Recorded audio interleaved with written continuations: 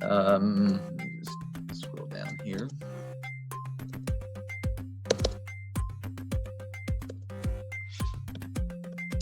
Okay, so part 2 is development of a community-based, bottom-up, compassion-oriented regulatory framework. After I'm done with this, then we're really going to hone in on how it can be done in community. And Sisui and Misan will show you their approach of how they perceive that this could happen in community. Okay.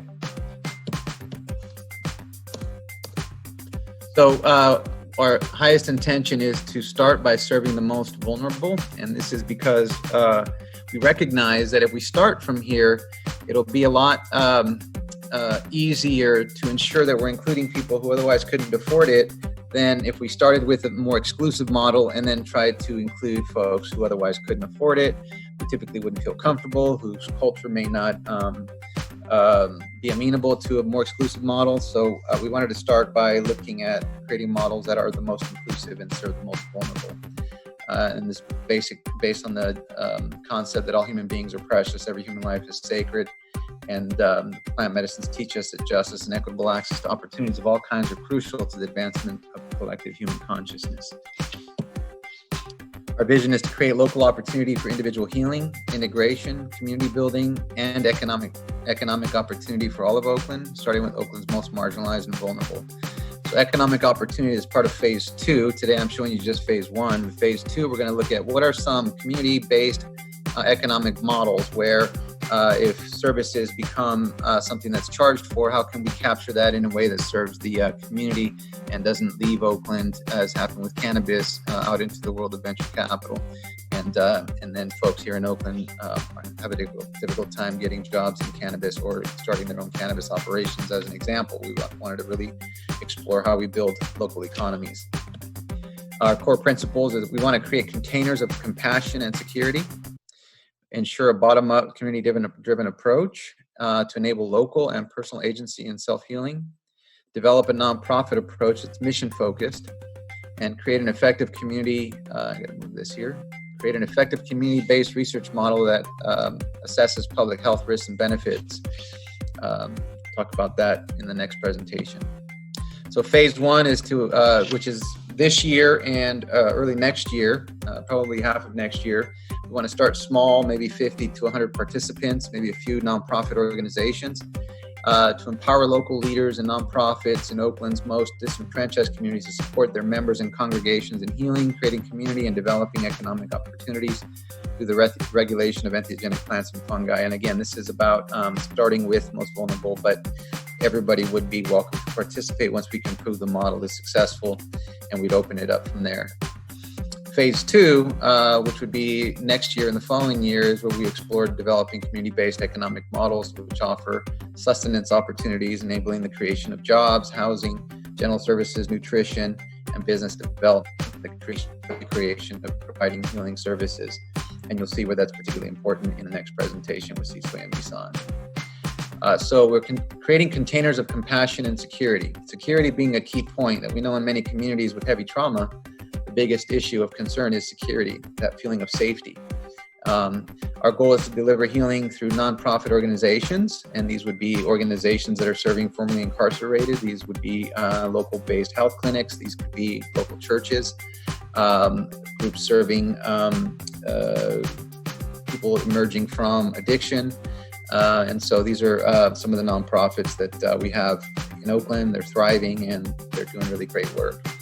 These organizations are containers of healing, and they'll be supported by subject matter experts from Western medical, clinical, therapeutic, indigenous, lineage-based practitioners. So we want to bring all of the sort of subject matter experts together to help facilitate healing in community. And most importantly, for purposes of creating a regulatory framework, is we're going to be looking at the city and the state provide legal protections through a legal regulatory framework to these containers. So the job of the city and the state would be to ensure legal protections as long as the people that are participating in these are agreeing to follow some basic parameters of safety, which will be developed by community. This is what the what it looks like in concept. So in the inside here, This is the nonprofit organizations that are, and the individuals are held within their nonprofit. So a director of a nonprofit, program manager of a nonprofit, a case manager may say, oh, I think so-and-so is ready for this. They have a conversation with that person agrees that they are ready for plant work. There's a lot of training that happens, a lot of education, and that all of that work is contained within the protection of the Oakland regulatory framework. So that's this outer bubble. All of that would then be contained within the state of California's regulatory framework. We're going to ask the state of California to pass a pilot program, making Oakland its first pilot program around plant healing work. We have a good relationship with our senator and our assembly member. And so once we get the city of Oakland to pass this approach, we'll go to our state to ask them to then pass a pilot program at the state level. And the idea is that other cities can do similar types of pilot programs and also receive protection from the state. And then on the outer areas here, we have the private legal defense teams to work with legal law firms to help provide private support for legal defense. So the state of California is a container that offers protections, and that would be based on, for example, this is still going to be fleshed out, but this is the beginning of the process of public input. So that's what you all are here to help us figure out. First is that we declare a public health emergency at the state level to explain why it's necessary. We offer that this be nonprofit based, at least in the early stages, that the state is there to support the city's regulatory framework, that they require a public health research component so we can show the risks and benefits of this and continuously learn how to improve. And then also that those who participate would adopt the city's safe practice requirements. City of Oakland's container then would require that the participants be a nonprofit, that they include a public health research component, and that they adhere to the city's safe practice requirements, which again would be developed through public input. So this is not the city saying, this is what you have to do. This is us as community saying, hey city, this is what we think collectively as people involved in this movement are the fundamental safe practices to engage in so that we minimize risk and risk. The stakeholder organizations and nonprofits would agree to abide by the city's regulatory frameworks. They would adhere to the city's public health research requirements. This is in order to opt in to the framework. They'd identify a team or organizational leader who would receive extensive training in plant healing work. And just by the way, these are all examples of the framework. Some of this may change as we're going into public input now. So we anticipate over the next 3 months, we'll be gathering public input, and some of this may shift around and change based on public input, but this is a framework we're starting with. And so number 3 is identify leaders who would receive training in this work. And then 4 is identify those in their community who would participate. So a nonprofit might select these 5 people that they think are ready to participate. The work itself probably would not happen within the nonprofit structure so that the nonprofit is not put at risk, but rather outside of the nonprofit format in locations to be determined. And then all of them would work with subject matter experts who would be available in community to support them. So this is the same slide, except in the center here, we're just showing the types of organizations. It could be a church congregation, could be community health clinics, could be social justice nonprofits, could be nonprofits that work with victims of violence as examples. And then this is the final slide before we transition over to Sisway and Misan. The center here is the nonprofit, which is the container. At the end of the day, though, they are doing this in partnership with the people that they are serving, so that it's always about self-agency, but within the container of community. So if you consider veterans, a veteran who wants to go through a healing process might be part of a veteran organization. They may have a camaraderie with that organization, but then they could receive support from subject matter experts. In this case, we consider subject matter experts to be anyone who's who has an expertise in the field of facilitating healing. Could be doctors, could be therapists, could be a university who's done training, CIIS, for example. Also, Indigenous leaders are going to be, and indigenously trained leaders and facilitators are going to be core to this, because we know that the most experienced practitioners in the world are currently Indigenous folks who are also training others on how to do this, and have done it for hundreds of years and been trained by their ancestors. So we want to be able to work with groups who've really done this for a long time to help teach all of us how to do this work. And then also we know that many folks in the underground, Western facilitators who are doing work in underground, have also received extensive training. So we want to be able to capture that skill as well, and bring that in as subject matter expertise to support the nonprofits and the individuals. And then, of course, what you're going to see here shortly, particularly in our urban inner cities, we have some really amazing models of healing taking place, some that do and some that don't involve plant medicine. But we want to learn from what's going on already in our communities, and not just our urban areas, but throughout. So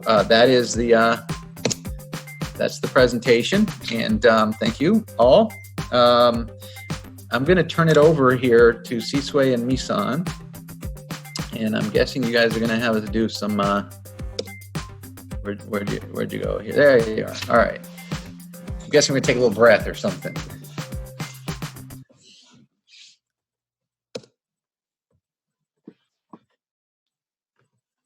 You're on mute there. Can you unmute? Greetings, everybody. Just a thumbs up. How everybody feeling? You with us? You with us? Cool. Well, give thanks. We are SpiritWurx. I'm the co-creator. My name is Siswe Andrews Abuka. And I'm Mizan, the other half, co-creator of SpiritWurx. And we are definitely honored to be here with you all. Again, as Carlos was saying, I think it's time for everybody to take a nice deep breath. We've got a lot of beautiful information. Let it just absorb into you. And exhale fully. Take another deep breath just to think about all that you are thankful for in this moment.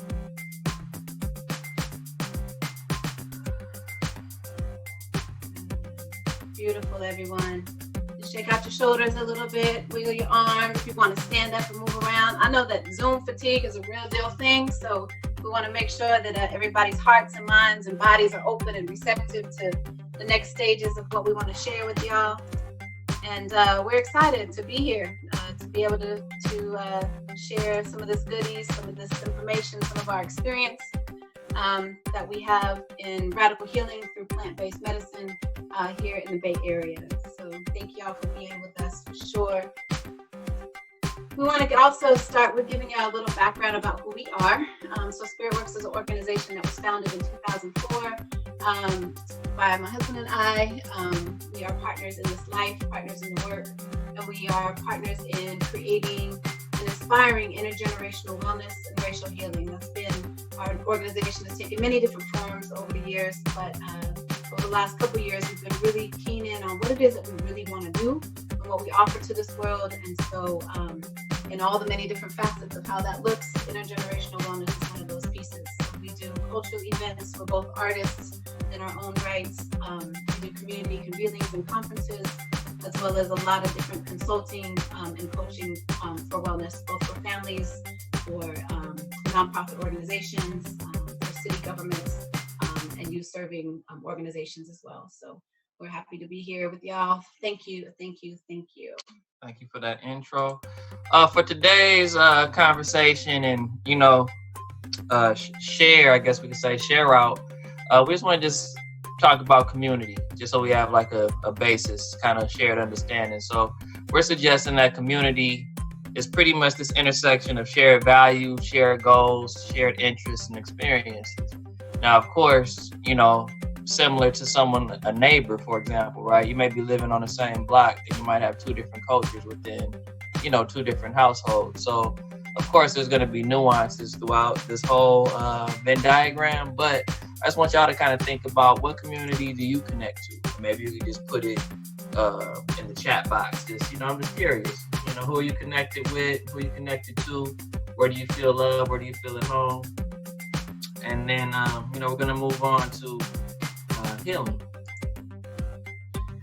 And I just want to keep in mind that healing is definitely a process. We're not looking at the destination of healing. I don't know anyone that has taken a plant-based medicine experience, a journey, and, you know, automatically, hey, I'm healed, right? So we know that it's a process. We know that it's a window, it's a door. It's like I like to say, it's the journey. And on that journey, you know, becomes the well-being, right? The well-being is happening because it's a verb. You're being well. It's something that you're actively doing, you know, and being mindful of consistently. So we have this thought around like what it is that we're healing from or for or why. What's the process of our being and becoming? And so I just wanted to share this kind of thought process in terms of looking at what Western psychology is, kind of the thoughts around Western psychology and the thoughts of Eastern philosophy, and kind of how there's a merge and a synergism that overlaps with this process. And so when we're thinking about, you know, what are we healing from or for, and really a lot of it is for us to get to that our highest state of our being, the best part of who we are, to really actualize, you know, the best parts, the best version of ourselves that we can be. And so along that journey, you know, there's questions of whether or not we're feeling safe, right? There's questions of love and belonging. There's questions of whether or not we're able to use our voice and speak our truth. And so along that journey, you know, sometimes that has actually actualized itself into experiences of trauma. And so we think about trauma first and foremost as a public health issue, because everybody has been impacted by something on some level. And so when we think about trauma, we use this equation of it's the sum events of both, it's the sum of the events, our experiences, and the effects of those experiences on our minds, bodies, and spirits. And so we know that trauma impacts us on 3 different levels. It impacts us as individuals in our own, you know, what do we think about ourselves? What is our value about that we put on ourselves? What is the thoughts that happens in our minds? What are the, you know, our capacity to imagine and step out and create something new, right? And then it impacts us on an interpersonal level around our relationships. How are we interacting with, you know, our children, our neighbors, our people on the street, or whoever we might be there? How do we interact? What's the values and the nature of those relationships? And for someone who's impacted by trauma, often the elements around trust and safety are impacted on our interpersonal relationships. And then on the 3rd level, trauma impacts us on an institutional level around how it is that we are able to, you know, what systems are put into place, what machines are put into place, and mechanisms that exist that impact us on our trauma.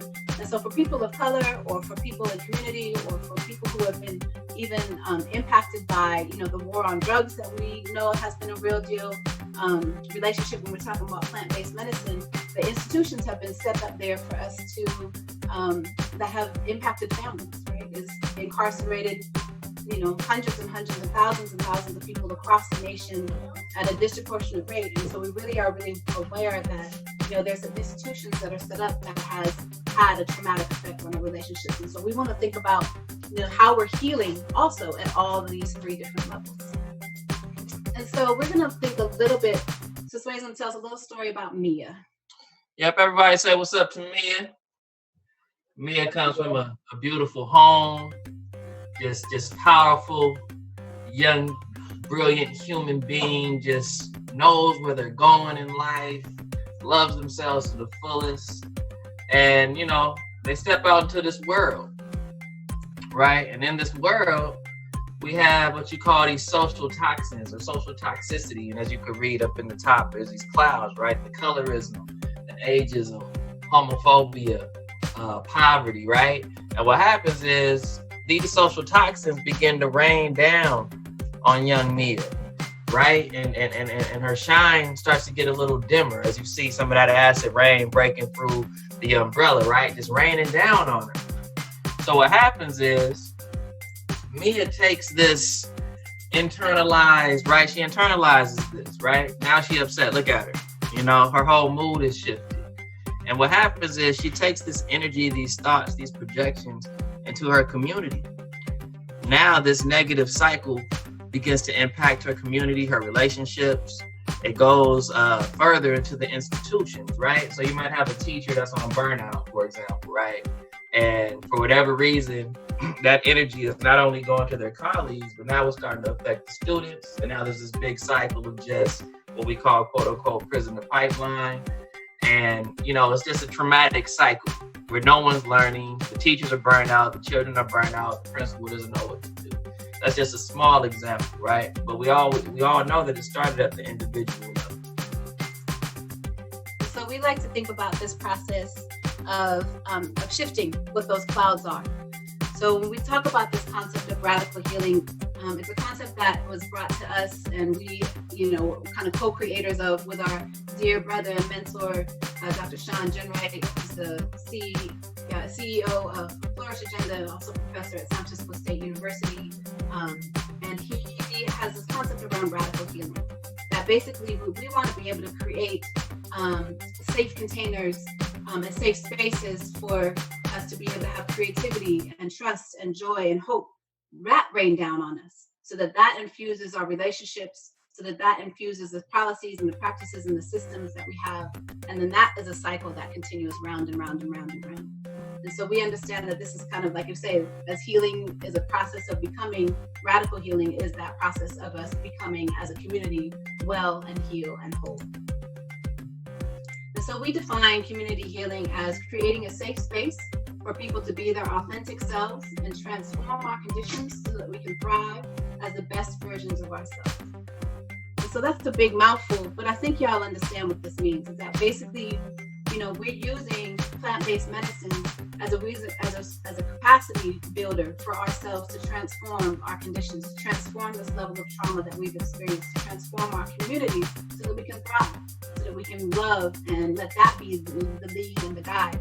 Just as Larry was spoken to earlier, that, you know, love is really leading the way in all of this process. And so just to think really quickly about, you know, how this impacts and kind of how we step and transform from this. So here's a little example around like a diagram for us to look at our level of functioning over time. And so if we think about the social traumas that we may have experienced, for example, you know, that someone may have a divorce in their family. So that social trauma happens, and over, you know, there's a certain level of functioning that shifts, right? That might go down as someone is processing through what that means for their parents to separate. So over time, you know, some folks might just come to the place of just surviving, of just being able to get the day-to-day sustenance happening, just the day-to-day processes happening. But then there's also the capacity for us to recover, to get kind of back to our level of function that we were before this, be able to heal and kind of function at a little bit better level. Excuse me, I got a little tongue mouth going on today. It's all good. So stay with me, please. So then the other option for us is for us to be able to thrive, for us to use our trauma and use the experience of our trauma and the healing from our trauma to get us to a place of thriving, that we're even at a better level of functioning than we were before this experience. And so that's kind of the process that we want to think about, particularly around this community intervention process that we're doing here in Oakland. So when we think about our community healing process and plant-based medicine, we know that there's kind of the process around the education, then there's the preparation, then there's the ceremony and the peak experience, and that's kind of where we get excited about, is this ceremony and the peak experience is like, oh, this is it. This is the pinnacle of my process of my healing journey. But we also recognize that there's a necessity for integration both into our hearts and minds, as well as this community integration and leading to sustainability. And that's the kind of piece that we're pushing a little bit further towards looking at this as a public health solution towards our trauma, because it's allowing us to be able to create, like I say, these safe spaces for us to integrate this healing and really move us towards sustainability. For those of you who may practice yoga, if you ever get to a space where you've gone through your yoga practice and then you have, your time for your savasana at the end of your practice to kind of let your body integrate all of the, the healing and the peak experience that you may have had throughout your journey. So what we think about is that how do we take our kind of process is like, how do we take the Savasana experience, that integration into our own personal selves, out into the community? How do we integrate that same piece off the mat into the world and sustain our goodness in that same kind of way? So that brings us beyond the peak, right? So I think the beautiful part about, the journeys that we experience on these medicines, these powerful technologies, as my brother Larry suggested, it's just that imagination piece, right? Now the possibilities shift. Our mind expands beyond that trauma or that idea that had us stuck, that loop, right? But unfortunately, what can happen sometimes is another loop is created, right? To where we can't see past the ceremony. And really what we're suggesting that the medicine is sending us these messages, this information to go do the work now, right? So once we move past the ceremony, how do I apply these messages, this information, take it back to my community so we could really transform humanity, right? It goes back to the individual, interpersonal, taking that back to the institution. Because if it stays on the individual level, then we're all in our silos, and what happens is the process can become self-indulgent, right? And it could just be stuck and stagnant just in what we call, that experience, that high, for lack of a better word. It's moving from ritual to more of a recreation kind of setting, as opposed to really looking at the ceremony and the importance of the work that has been happening for thousands of years. And so again, we're thinking about that same process around making sure that we're using this integration for the transformation, but really sustaining it within our communities. And so the radical healing process is defined this way. And again, this is an honor and credit to Dr. Sean Jenwright. That radical healing is a non-clinical, strengths-based approach that advances a holistic view of healing and recenters culture and identity as a central feature of well-being. And so culture and identity are really, really important. And so we'd like to think about the kind of 5 components of this karma process. And many folks would see that this karma might be spelled wrong, but it's actually an acronym. The C stands for culture. And so when we think about culture and identity, it's really for us to think about how we enhance our self and our relationship, our identity, our sense of self, and our relationship to the world. The A stands for agency, how we build our capacities to have power and to transform our conditions. The R is the relationship. And we talked a little bit about this, around how we're turning these relationships from being transactional relationships to transformative relationships that become strong and interdependent, and that are really able to help sustain and support this transformation. One of the, I'll give that an example in a minute. And then the M stands for the meaning, to live and work with purpose. A lot of times when we're going through our journeys, we often find that the meaning to our lives has been made much more clear. So how do we bring that meaning out into the world and be able to help transform that world in a different way? And finally, the final A stands for aspirations, to reach and strive beyond the boundaries of the present and to manifest goodness in this world. How do we use our imagination to really transform all of our world? And so this is a circle. And some folks might start at different places, right? Some folks might, have that, like I say, the calling towards understanding their meaning might bring them to a different space of understanding their agency, right? Or their relationships. One of the examples that was shared when we did this presentation with CIIS was around, say for example, that there is a woman who is in a domestic violence situation, and she's gone away on this beautiful ayahuasca journey for the weekend to be able to help to heal. And then she comes back, but she's still in that same situation, right? She's still in a situation where she's being violated in one way, shape, or form. And so for us to be able to think about how it is that we use this karma model, is that that would be an opportunity for her to utilize her agency, to transform and to shift those conditions that she's in. It's also an opportunity for us to recognize the power of community, for us to be able to create a safe space for her outside of that amazing journey that she just went on, to be able to create a level of safety around her so that she can continue that healing process post her experience on that ayahuasca journey. And so, Sorry. Yeah, so I guess that brings us to the closing of our presentation. And agency, I think, was a great segue. And if you have some liquid of any sort, water preferably, but if you have it close, you don't got to get just go ahead and lift it up, show it to the screen. I just want to share a quick story with you before we get out of here. So SpiritWurx actually started as a homeschool. We had about 7 children. So we had a private school, and we noticed what was happening. I'm not going to give you all the background of the education. We stick to the story, right? But we're noticing that the children weren't drinking enough water, and it was always a struggle, right?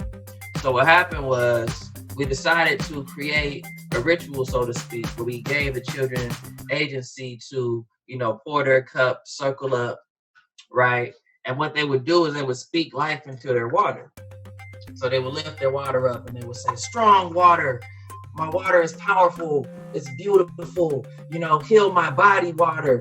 And sure enough, over time, what we saw was a transformation, not only in the students' energy, but also in the amount of water they would drink. They were looking at the water as a source of rejuvenation, as a source of healing. So the water that, it was so disgusting, where's the soda, where's the juice, actually became the medicine. And more so, the practice of the ritual became the healing for them. So I just wanted to just lift that up and just, if we can, just take 30 seconds to speak life into your water. While I got you on the line, and just practice that. What do you want your water to bring you today? Healing, focused water, clear water. Because one thing I will say that this water has brought me thus far is community and connection.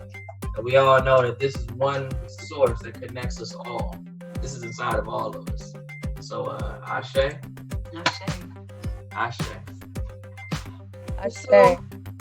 Thank y'all. Thank you. So as we're thinking about this, the community healing component of our process is that, the other thing we wanted to just echo was that, we are each other's medicine. So the plants, they are the medicine, but people are each other's medicine. And so we just wanted to offer this quote, don't meet me where I am, but meet me where I dream. Where do we want to dream to be able to come? How do we really want to create communities that are really containers of goodness and love? Whereas love is the one that's the guiding force of all of our work as opposed to greed. Whereas, we're able to really dream of, our children's being safe as they walk down the street, where the impacts and the legacy of the trauma is not something that we continue to pass down to children beyond us, that we're really able to transform these conditions to bring about a new world. And so I dream this with y'all, and I'm thankful to be able to share this with y'all, and this is a really amazing opportunity we have to really transform our conditions, especially now, during this time where everyone is shut in, right? And there's folks are like, what is the new normal? This is an amazing opportunity that we have to now create a new normal in the way it is that we engage and interact and love and care for each other. And so I'm honored to be part of this journey with y'all. Thank you. Thank you for your time and energy and goodness. Thanks.